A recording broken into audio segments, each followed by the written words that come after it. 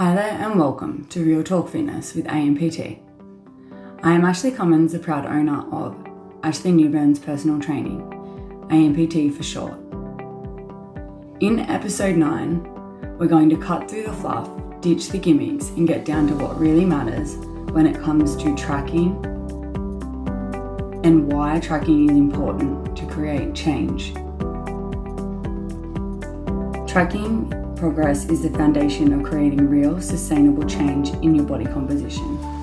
It bridges the gap between your current state and your goals by providing you clarity, accountability, and feedback. Without tracking, it's impossible to know what's working and what isn't, and what needs adjustment. So whether your goal is to build strength, reshape your body, or simply feel amazing in your own skin, you're in the right place. It's time for honest, practical advice and empowering conversations that keep it real and help you take action. Let's do this. Today we're going to have an in-depth conversation about why tracking is essential for success. It provides clarity on your starting point, makes your progress measurable, creates accountability and motivation, helps identify and fix problems early, makes adjustments simple and strategic, helps provide you a long-term view of your progress, allows you to celebrate non-scale victories, builds on good habits for long-term change. So that's just a few things that we're going to be touching on today.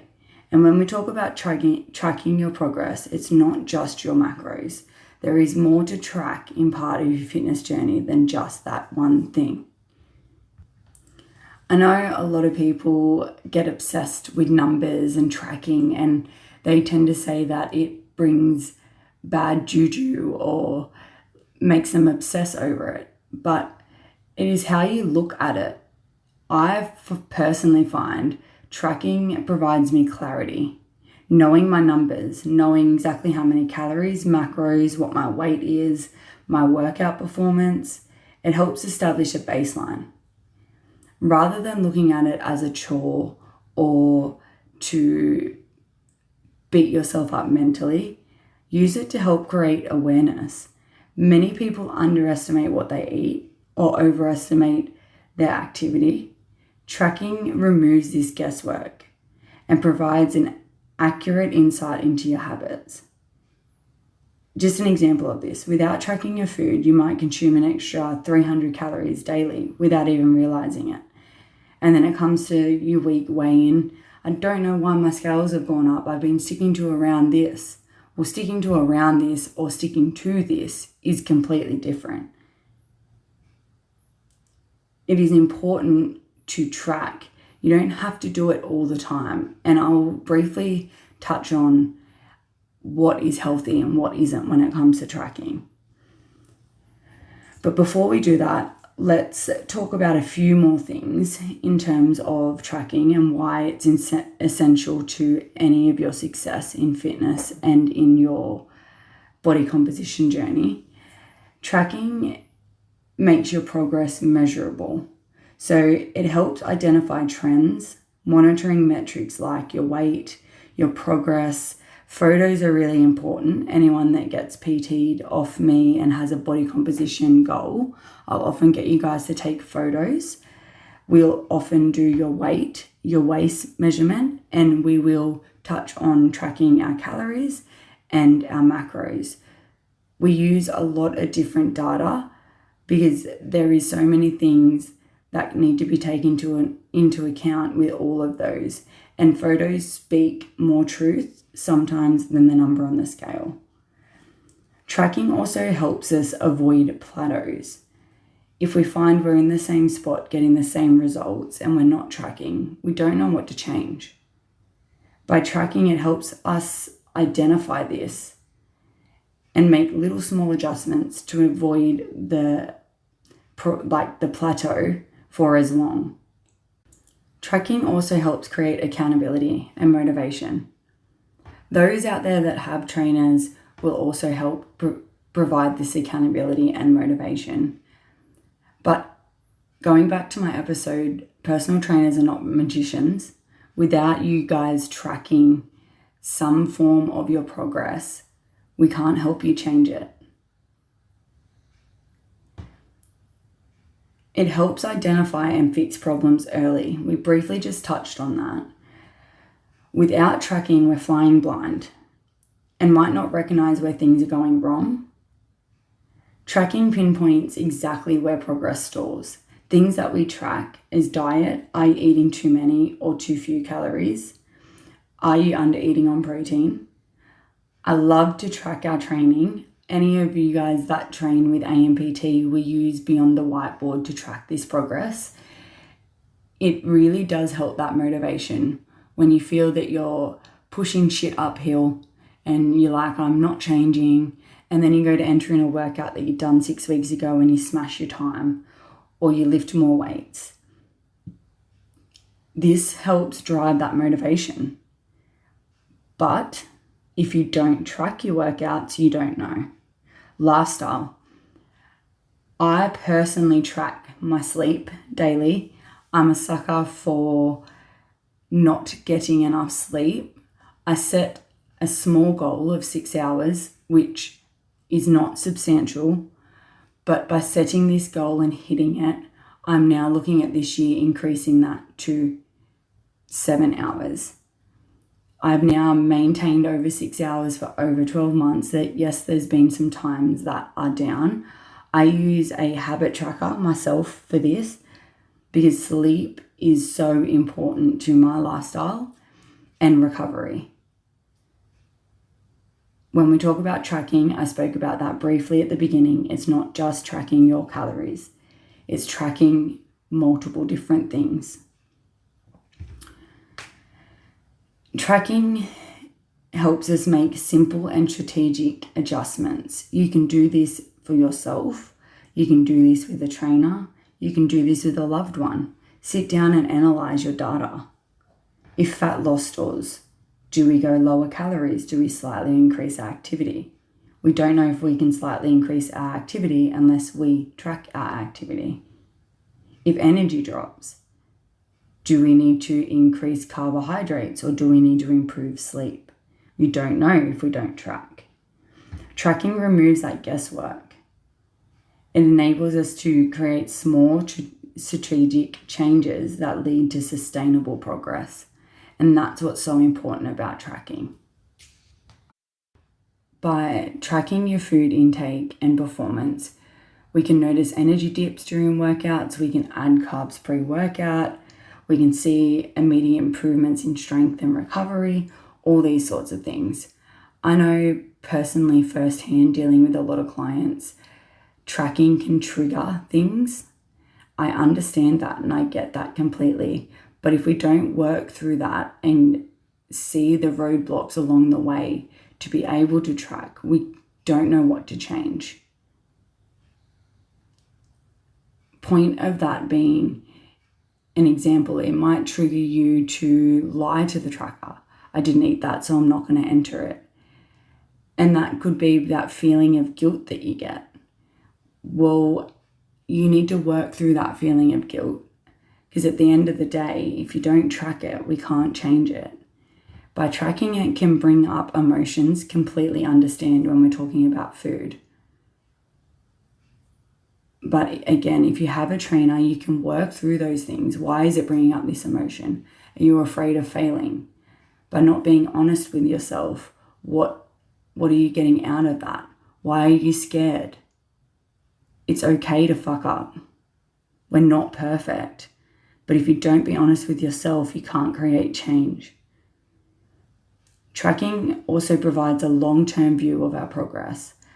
I have tracked my weight now for 10 years. Now, not every day. There's periods where I go through where I weigh myself daily. Probably the last 6 months I've weighed myself daily just to see the fluctuations and the link between that and my strength progress. A little bit off tangent, but weight moves weight. So the heavier you are and the less you diet and the better your nutrition, the better my strength goals are. And that's really important to me. So tracking my weight daily has also helped that. It also reassures you that progress is happening even if it feels slow.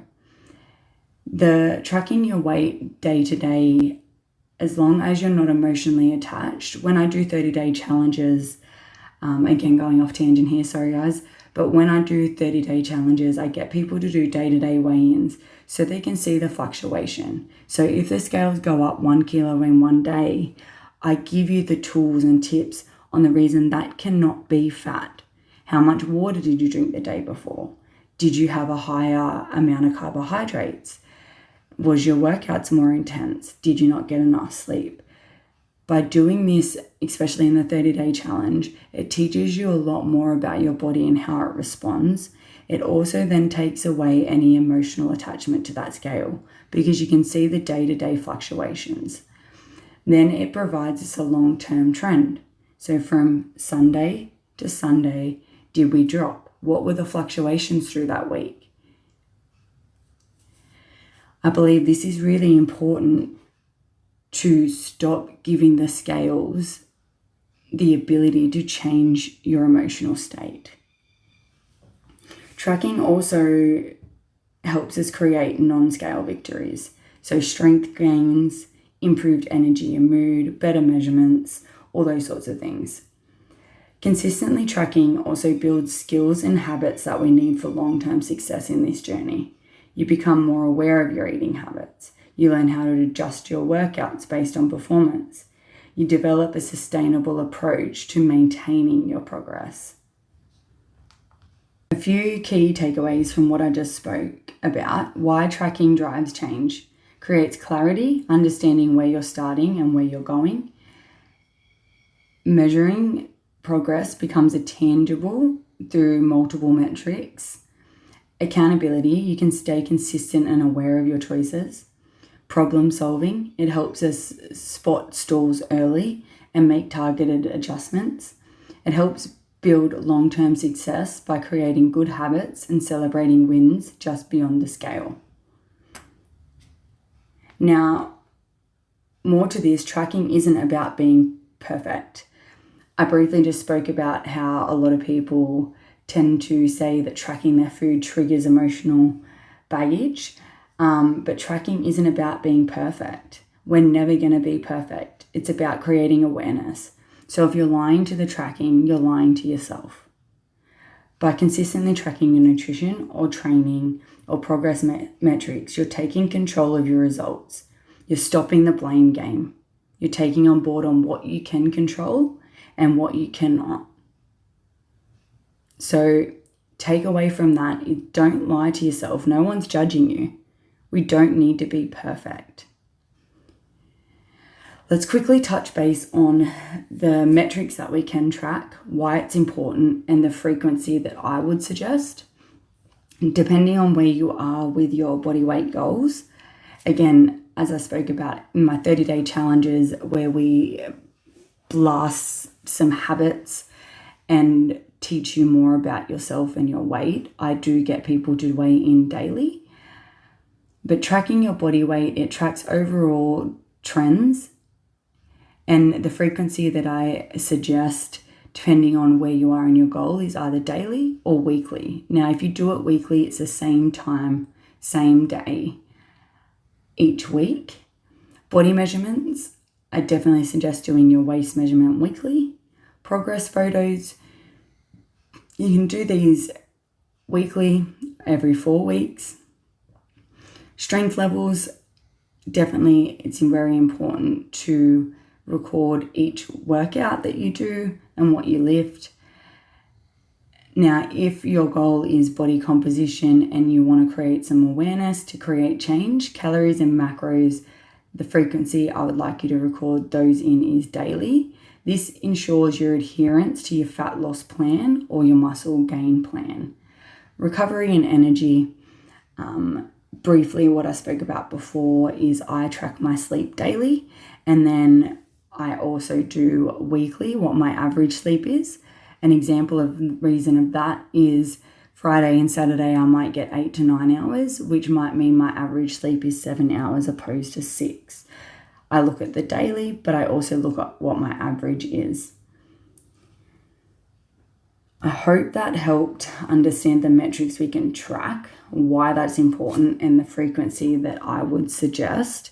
There's a few quick little things that I also want to talk about today. I don't want to make this episode too long. It is a lot for you guys to take in. Tracking is a powerful tool for achieving our body composition goals, but it's never meant to be forever. The duration of tracking depends on your goals. I briefly want to touch on a guide to how long you should track and when you need to take a break to avoid burnout. Tracking for fat loss goals, the duration that I have found has gotten the best results is 8 to 12 weeks. Touching on my 30-day challenge that's coming up, the 30 days is enough to develop an habit. It isn't enough to make that habit something you don't think about long term. An example, after the 30 days, I do a 30-day accountability to make it 60 days, to make it 8 weeks. And the perfect duration for tracking for fat loss is 8 to 12 weeks consistently. It provides enough time to create a good calorie deficit, track our progress, and make adjustments. When to take a break. After 8 to 12 weeks of tracking consistently, you do need to take a break of 1 to 2 weeks. Return to maintenance calories. Maintenance calories means that you will just maintain that weight loss that you have lost. It helps allow your metabolism and hormones to stabilize. How to know it's time to take a break. If you're feeling fatigued, irritable, or hunger is so persistent, your progress is stalled, and you feel mentally burnt out from tracking and food numbers. There are a few takeaways there for tracking for fat loss. So duration 8 to 12 weeks. When it's time to take a break after the 8 to 12 weeks, a break for 1 to 2 weeks is maximum. And the few points to know it's time to take a break is the fatigue, your progress is stalled, or you feel mentally burnt out. Tracking for muscle gain goals. Now, muscle gain is a lot harder. Therefore, the duration needs to be a little bit longer. So 12 to 16 weeks to allow us to monitor your strength gains, ensure that we have progressive overload, and look at your measurements and photos. When to take a break. After 3 to 4 months of consistently tracking for muscle gain, when we track food for muscle gain, we often really just focus on the protein and making sure you're not under eating. Being in a calorie deficit isn't ideal for muscle growth. When to take a break when it comes to muscle gain is energy and motivation for training's dropping. You feel overly focused on hitting exact numbers. That's when I would suggest that you take a break. Again, the break shouldn't be any longer than 2 weeks. Tracking for body composition, body recomposition, fat loss, and muscle gain. This is a slower process, and it typically requires more flexibility in your tracking since you're balancing fat loss and muscle prevention. Your tracking time from 12 to 16 weeks, you're looking at protein intake to preserve muscle mass, calories to maintain a slight deficit, and progress in your strength training. Again, after 12 to 16 weeks, it is really important to take 1 to 2 week break.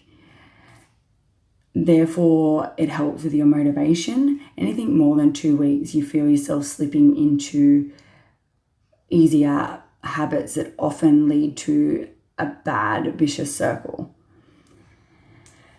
When taking a break without losing progress, taking a break doesn't mean you're abandoning your goals. The goal of a break is to reset your mindset, manage fatigue, and rely on healthy habits that we have developed. It's not throwing everything out the window. And again, that's why 1 to 2 weeks is definitely enough. When you have a diet break, often over Christmas, is a good time. Practice intuitive eating. Focus on eating whole foods that make you feel good. Monitor your progress without numbers. Maintain key habits that you have created. Use this time to recharge.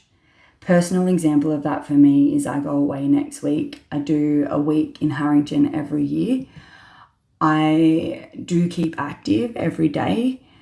I reduce the load to allow my body to recover. I do try not to overeat. An example, my lunches are generally always your plattery food. I keep my good habits, as in my breakfast is my protein, water, and my banana. I will still go for a run, but I'm not obsessing over any numbers. I'm using this time to recharge, help with my stress management, my sleep, and enjoy time with my family and friends. Key considerations that I want you to think about for long-term success is listen to your body, build food awareness, track in phases, and focus on consistency, not perfection. Having diet breaks, a short break, won't undo progress as long as you maintain good habits and stay active. That's a wrap for today's episode of Real Talk Fitness with AMPT.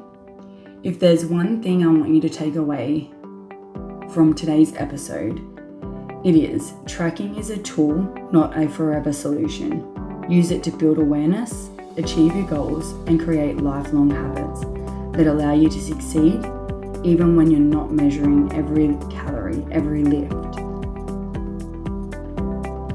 Whether you're striving for a personal best, dialing in your nutrition, or just staying consistent in your routine, remember, your journey is unique and every step forward is worth celebrating. If you've enjoyed today's episode, be sure to subscribe and share it with someone who could use a little extra motivation.